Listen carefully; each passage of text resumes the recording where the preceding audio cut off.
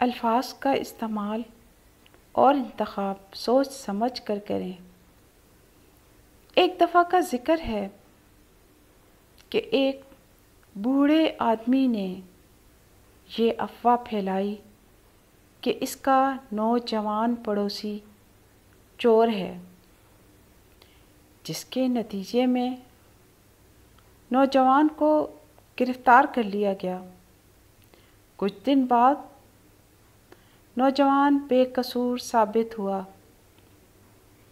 رہا ہونے کے بعد اس نوجوان نے اپنی توہین محسوس کی اور بوڑھے پر غلط الزام لگانے کا مقدمہ دائر کر دیا۔ دونوں کو عدالت میں طلب کر لیا گیا۔ بوڑھے آدمی نے جج سے کہا، میں نے تو صرف تبصرے کیے تھے، اس سے کسی کو نقصان نہیں پہنچا۔ جج نے مقدمے کا فیصلہ سنانے سے پہلے بوڑھے آدمی سے کہا، جو کچھ تم نے اس کے بارے میں کہا ہے وہ سب ایک کاغذ پر لکھو،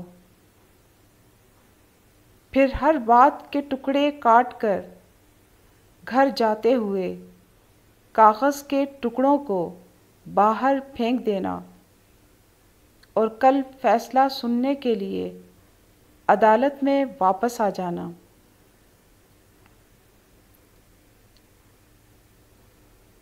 اگلے دن جج نے بوڑھے آدمی سے کہا، فیصلہ سننے سے پہلے تمہیں باہر جا کر کاغذ کے وہ تمام ٹکڑے اکٹھا کرنے ہوں گے جو تم نے کل پھینکے تھے۔ بوڑھے نے کہا،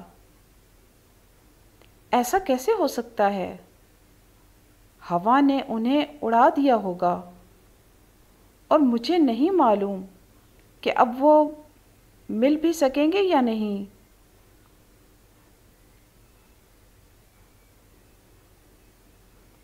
جج نے جواب دیا،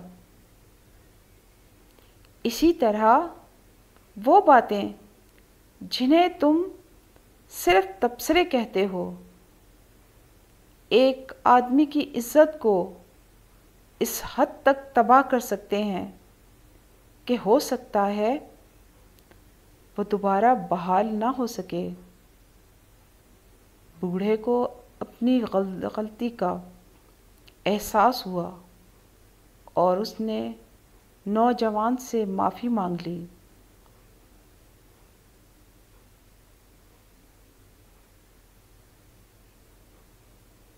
سبق ہمارے لیے یہ ہے، حقیقت جانے بغیر کسی کے ساتھ غلط سلوک نہ کریں یا اس پر الزام نہ لگائیں۔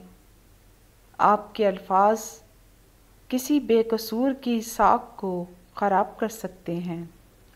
شکریہ۔